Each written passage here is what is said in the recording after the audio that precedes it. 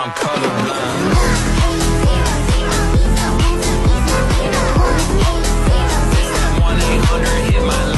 Hydrogen sits at the very top of the periodic table. It's the most abundant element in the universe that can even be found in our sun and stars. It's a very clingy gas though, so you'll usually find it bound up with other elements, for example with oxygen. Assalamualaikum warahmatullahi wabarakatuh. Halo semuanya, perkenalkan kami dari kelompok 2 Serum Kimia yang akan menjelaskan tentang ikatan hidrogen dalam obat. Dengan saya Aisyah Rahmani Pratini dengan NPM 04, saya Alfie Surabadani dengan NPM 18, saya Yelsi Graciela Malau dengan NPM 42, saya Regina Brida dengan NPM 30, saya Cina Nandra Sabita dengan NPM 12. Selamat menyaksikan. Semoga bermanfaat. Halo teman-teman semua. Pada video kali ini kita akan membahas tentang ikatan hidrogen, salah satu jenis gaya tarik antar molekul yang sangat penting dalam kimia dan juga dalam biologi. Nah, ikatan hidrogen terjadi ketika atom hidrogen yang terikat dengan atom yang sangat elektronegatif, seperti ada oksigen, lalu ada nitrogen, ataupun juga fluor, di mana atom ini berinteraksi dengan pasangan elektron bebas dari atom elektronegatif lain. Interaksi ini menghasilkan gaya tarik yang sering kita sebut dengan ikatan hidrogen. Secara umum, ikatan hidrogen ini merupakan interaksi elektrostatik antar atom hidrogen yang bermuatan parsial positif dengan atom elektronegatif yang memiliki pasangan elektron bebas. Kekuatan ikatan hidrogen ini lebih besar daripada dibandingkan dengan gaya van der Waals. Tetapi ikatan hidrogen ini masih lebih lemah dibandingkan dengan ikatan kovalen atau ikatan ionik. Contoh dari ikatan hidrogen ini yang paling mudah yang sering kita temui, yang sering kita pahami, yang dapat kita pahami adalah pada molekul air. Molekul air dapat membentuk ikatan hidrogen dengan molekul air lainnya. Inilah yang menyebabkan kenapa air itu dia memiliki titik didih yang lebih tinggi dibandingkan dengan senyawa lain yang massa molekulnya hampir sama. Selanjutnya, sesi kita akan membahas bagaimana sih ikatan hidrogen itu terbentuk. Jadi, teman-teman semua, ikatan hidrogen itu dapat terbentuk karena di mana adanya perbedaan keelektronegatifan antar atom. Ketika atom hidrogen itu berikatan dengan atom yang sangat elektronegatif seperti oksigen, nitrogen, ataupun fluor yang sudah kita jelasin pada awal video tadi, pasangan elektron dalam ikatan ini akan lebih tertarik ke arah atom elektronegatif tersebut. Akibatnya dari itu, hidrogen itu menjadi bermuatan parsial positif, sedangkan atom elektronegatif menjadi parsial negatif. Nah, atom hidrogen yang bermuatan positif ini kemudian dapat berinteraksi dengan pasangan elektron bebas dari atom elektronegatif lain. Nah, interaksi tersebut membentuk ikatan yang dinamakan dengan ikatan hidrogen.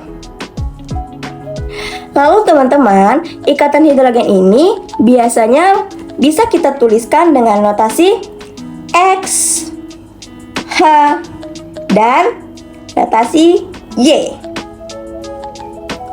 Di mana X ini adalah atom elektronegatif donor.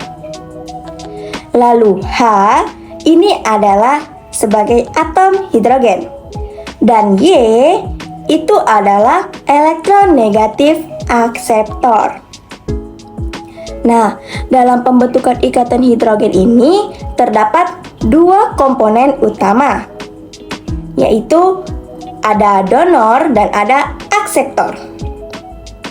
Yang pertama itu adalah donor ikatan hidrogen, adalah molekul yang menyumbangkan atom hidrogen, biasanya dalam gugus O dan H, N dan H, dan gugus F dan H.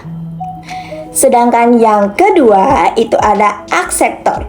Ikatan hidrogen adalah atom yang memiliki pasangan elektron bebas seperti oksigen, nitrogen, dan juga fluor.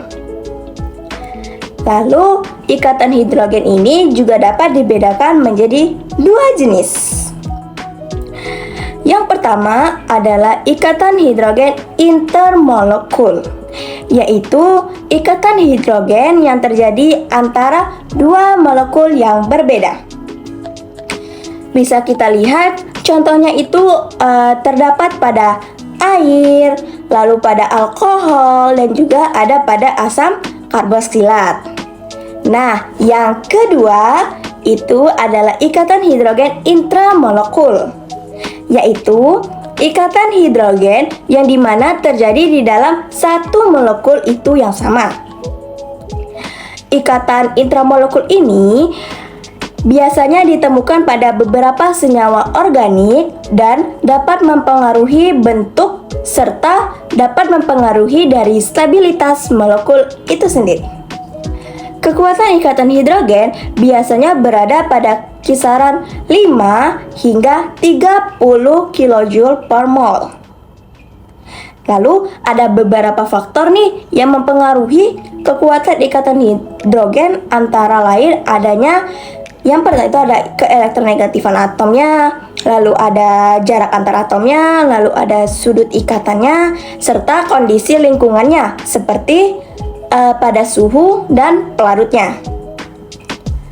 Selanjutnya, ikatan hidrogen ini dia sangat memiliki peranan yang penting dalam kehidupan kita. Contohnya itu pada struktur DNA, di mana ikatan hidrogen menjaga pasangan basa nitrogen sehingga struktur DNA itu ia akan tetap stabil. Baiklah, sekian penjelasan dari saya, Suci Ramadhani. Kita akan lanjut ke orang selanjutnya. Sekarang giliran aku yang akan menjelaskan 3 materi. Yang pertama, peran ikatan hidrogen dalam desain obat. Ikatan hidrogen adalah interaksi antara non-kovalen antara atom H dengan atom elektronegatif seperti O dan N, yang berperan dalam interaksi obat dengan reseptor ataupun enzim, yang membantu meningkatkan afinitas dan stabilitas kompleks antara obat dan reseptor. Menentukan orientasi molekul obat di dalam situs aktif protein, gugus yang sering membentuk ikatan hidrogen adalah min OH, min NH dengan akseptor ON dengan pasangan elektron bebas yang dapat mempengaruhi kelarutan, polaritas, dan bioavailabilitas obat. Yang kedua ada hubungan ikatan hidrogen dengan struktur aktivitas atau SAR. SAR adalah struktur activity relationship yang mempelajari hubungan antara struktur kimia dan aktivitas biologis obat. Dengan ikatan hidrogen sering menjadi bagian dari farmakofor. Apa sih farmakofor? Jadi farmakofor adalah bagian molekul yang menentukan aktivitas pada obat. Nah, untuk di ikatan ini, gugus yang membentuk H-bond adalah sebagai berikut. Nah, di mana perubahan kecil pada struktur molekul dapat meningkatkan aktivitas obat, menurunkan aktivitas obat. Analisis SAR digunakan untuk mengoptimalkan potensi dan selektivitas obat.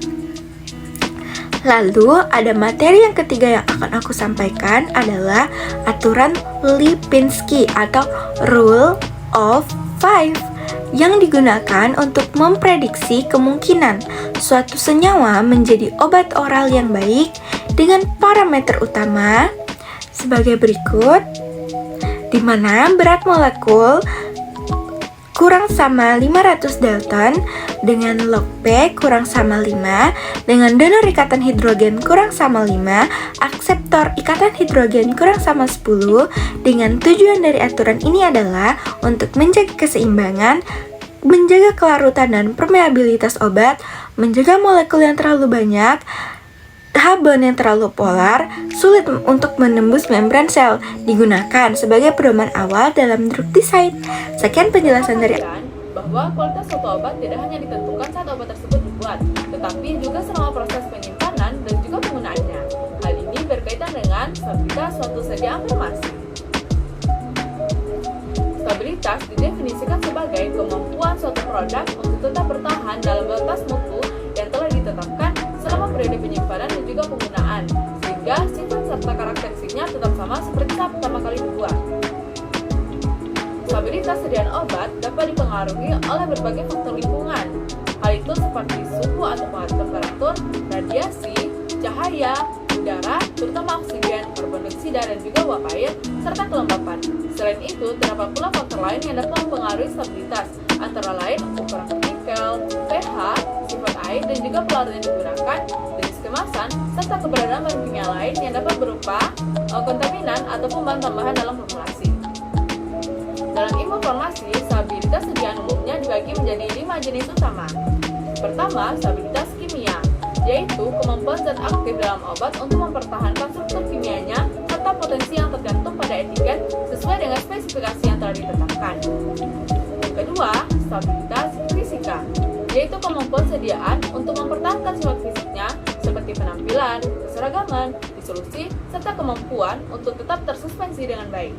Yang ketiga, stabilitas mikrobiologi, yaitu kondisi di mana setiap sediaan tetap steril ataupun mampu menahan pertumbuhan mikroorganisme, serta zat antimikroba di dalamnya tetap efektif sesuai batas yang telah ditentukan.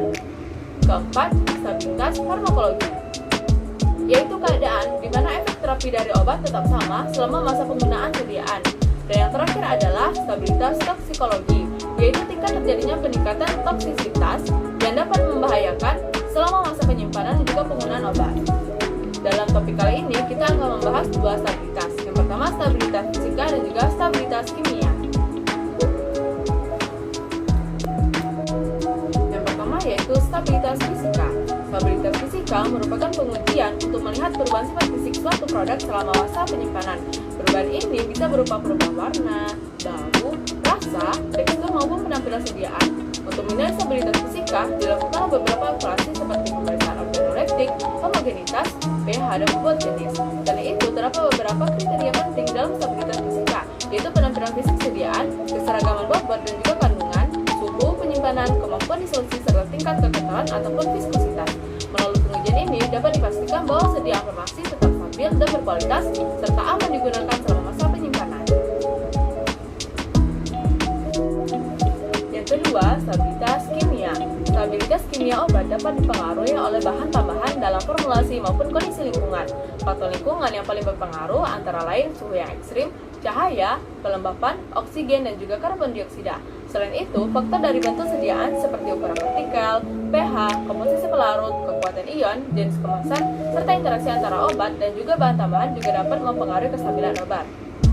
Beberapa reaksi kimia yang dapat menyebabkan kerusakan zat aktif antara lain yang pertama hidrolisis. Hidrolisis adalah reaksi pemecah senyawa oleh air. Ikatan seperti ester dan amida dapat terurai melalui reaksi ini. Contohnya itu adalah prokain dapat terhidrolisis ketika dipanaskan. Reaksi ini biasanya dipengaruhi oleh pH dan juga adanya katali seperti ion logam. Yang kedua, epimerisasi. Epimerisasi adalah perubahan konfigurasi struktur molekul tanpa mengubah rumus kimianya. Contohnya itu pada tetrasiklin yang dapat berubah menjadi epitetrasiklin yang tidak memiliki aktivitas antibakteri. Yang ketiga, dekarboksilasi. Dekarboksilasi adalah reaksi pelepasan gugus karboksil dari suatu senyawa, biasanya itu dipicu oleh pemanasan. Reaksi ini dapat menurunkan potensi farmakologi obat. Yang keempat, dehidrasi. Dehidrasi adalah pelepasan molekul air dari senyawa. Pada beberapa obat seperti golongan tetrasiklin, reaksi ini dapat menghasilkan senyawa yang tidak aktif bahkan bersifat toksik.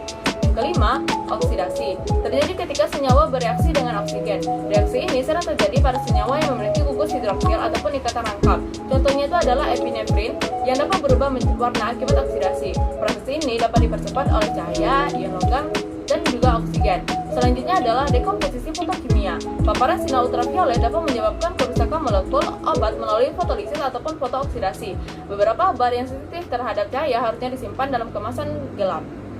Selanjutnya adalah kekuatan ion. Jumlah ion dalam larutan dapat mempengaruhi kecepatan reaksi hidrolisis. Interaksi antara ion yang bermuatan dapat mempercepat ataupun memperlambat degradasi obat. Selanjutnya, perubahan pH. Nilai pH sangat mempengaruhi stabilitas obat. Jika pH berada di luar rentang stabilnya, obat dapat mengalami degradasi dengan cepat. Oleh karena itu, sering digunakan sistem buffer untuk menjaga pH tetap stabil. Selanjutnya, faktor intrinsik. Interaksi antara ion dengan muatan berlawanan dapat menyebabkan inkompatibilitas dalam sediaan obat, terutama jika ion tersebut memiliki muatan besar ataupun bersifat polivalen.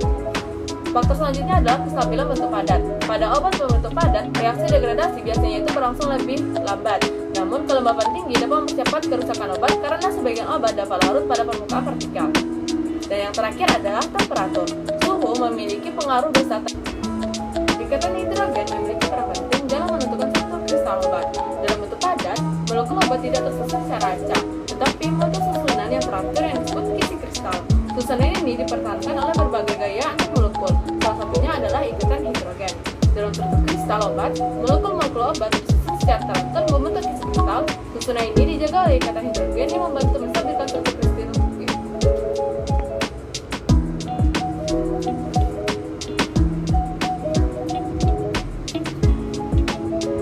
Ikatan hidrogen memiliki peran penting dalam menentukan struktur kristal obat.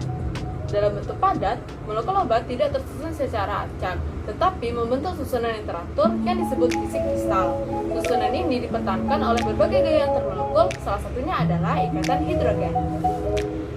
Dalam struktur kristal obat, molekul-molekul obat tersusun secara teratur membentuk kisi kristal. Susunan ini dijaga oleh ikatan hidrogen yang membantu menstabilkan struktur kristal tersebut. Ketika obat membentuk kokristal dengan koformer, terbentuklah ikatan hidrogen baru di antara keduanya. Ikatan ini dapat membuat struktur kristal menjadi lebih terbuka atau kurang rapat, sehingga molekul pelarut seperti air lebih mudah masuk ke dalam kristal. Akibatnya, molekul obat lebih mudah terlepas dari struktur kristal dan larut dalam pelarut. Hal ini meningkatkan kelarutan dan juga laju di solusi obat sehingga zat aktif lebih cepat larut dalam cairan tubuh dan lebih mudah diserap. Pengaruh ikatan hidrogen terhadap aktivitas farmakologis. Ikatan hidrogen akan mempengaruhi 4 hal. Yang pertama, interaksi obat dengan reseptor. Ketika kita mengkonsumsi obat tersebut tidak akan langsung bekerja begitu saja. Obat harus terlebih dahulu berinteraksi dengan bagian tertentu di dalam tubuh yang disebut sebagai reseptor. Reseptor ini bisa kita ibaratkan seperti kunci dan juga gembok, di mana obat harus memiliki bentuk dan interaksi yang sesuai agar obat bisa menempel dengan reseptor. Salah satu interaksi yang mempengaruhi obat menempel pada reseptor adalah ikatan hidrogen. Ikatan ini akan membantu menstabilkan hubungan antara obat dan juga reseptor sehingga obat dapat bekerja dengan lebih baik dan juga lebih efektif. Jika ikatan ini terbentuk dengan baik, maka obat akan bisa bertahan lebih lama pada reseptor dan menghasilkan efek yang diinginkan. Yang kedua, afinitas dan selektivitas obat. Ikatan hidrogen juga akan dapat mempengaruhi seberapa kuat obat dalam menempel pada reseptor. Dalam informasi, hal ini disebut sebagai afinitas. Semakin kuat interaksi antara obat dan reseptor, maka obat akan lebih mudah menghasilkan efek yang diinginkan. Selain itu, hidrogen juga akan membantu obat bekerja secara lebih spesifik pada target tertentu. Artinya, obat tidak akan sembarangan berinteraksi dengan bagian tubuh lainnya yang bukan menjadi target utama. Hal ini penting untuk meningkatkan efektivitas obat sekaligus mengurangi kemungkinan efek samping. Yang ketiga, pengaruh terhadap potensi obat. Ikatan hidrogen juga dapat mempengaruhi potensi obat, yaitu jumlah obat yang diperlukan untuk menghasilkan efek tertentu. Jika suatu obat mampu membentuk hidrogen yang kuat dengan reseptor, obat tersebut biasanya bekerja lebih efektif, walaupun digunakan dalam jumlah yang lebih kecil. Hal ini karena hubungan antara obat dan juga reseptor menjadi lebih stabil. Sebaliknya, jika interaksi yang terjadi itu lemah, obat mungkin akan membutuhkan dosis yang lebih besar untuk menghasilkan efek yang sama. Dan yang keempat, pengaruh ikatan hidrogen terhadap bioavailabilitas. Selain mempengaruhi interaksi obat dengan reseptor, ikatan hidrogen juga berpengaruh terhadap bioavailabilitas obat, yaitu kemampuan obat untuk diserap oleh tubuh. Molekul obat yang dapat membentuk ikatan hidrogen dengan air biasanya lebih mudah larut dalam cairan tubuh. Kelarutan ini menjadi penting karena obat yang lebih mudah larut akan lebih mudah juga diserap oleh tubuh. Namun, jika ikatan hidrogen terlalu banyak, molekul obat juga bisa menjadi terlalu polar, sehingga sulit untuk menembus membran sel. Oleh karena itu, dalam pengembangan obat, perlu adanya keseimbangan agar obat dapat larut lebih baik sekaligus tetap mudah masuk ke dalam sel. Paracetamol merupakan obat analgesik dan antipiretik yang banyak digunakan untuk meredakan nyeri ringan hingga sedang serta menurunkan suhu tubuh akibat demam. Obat ini berasal dari turunan para aminofenol dan bekerja dengan menghambat pembentukan mediator nyeri di sistem saraf pusat. Nah, dalam konteks struktur molekul dan stereokimia, ikatan hidrogen pada molekul paracetamol ini memainkan peran penting dalam menentukan stabilitas kimia serta fisiknya, sekaligus meningkatkan aktivitas farmakologisnya melalui interaksi yang spesifik. Yang pertama, kita masuk ke struktur molekul paracetamol. Paracetamol memiliki rumus molekul C8H9NO2 dengan nama sistematis N4-hidroksifenil-asetamida. Strukturnya terdiri dari cincin benzena yang disubstitusi pada posisi para oleh gugus hidroksi dan gugus asetamido. Gugus OH berfungsi sebagai donor ikatan hidrogen melalui atom hidrogennya dan sebagai akseptor melalui atom oksigennya. Demikian pula gugus NHCOCH3 berperan sebagai donor melalui hidrogen pada nitrogen dan akseptor melalui oksigen karbonil. Interaksi antar gugus fungsional ini membentuk jaringan ikatan hidrogen intramolekular yang stabil dalam bentuk kristal obat. Kita masuk ke pengaruh ikatan hidrogen terhadap stabilitas. Ikatan hidrogen pada paracetamol berkontribusi signifikan terhadap stabilitas kimianya dengan melindungi gugus fungsional polar dari degradasi seperti hidrolisis atau oksidasi. Jaringan ikatan hidrogen ini, khususnya pola OH ke O dan NH ke O, itu memperkuat struktur kristal pada bentuk polimorf 1 yang paling stabil dan umum digunakan. Stabilitas fisik ini mencegah transisi ke bentuk polimorf lain yang kurang stabil, sehingga menjaga integritas fisik obat selama penyimpanan jangka panjang. Selain itu, ikatan hidrogen meningkatkan ketahanan terhadap perubahan lingkungan dan memastikan obat tetap efektif hingga masa kadaluarsanya.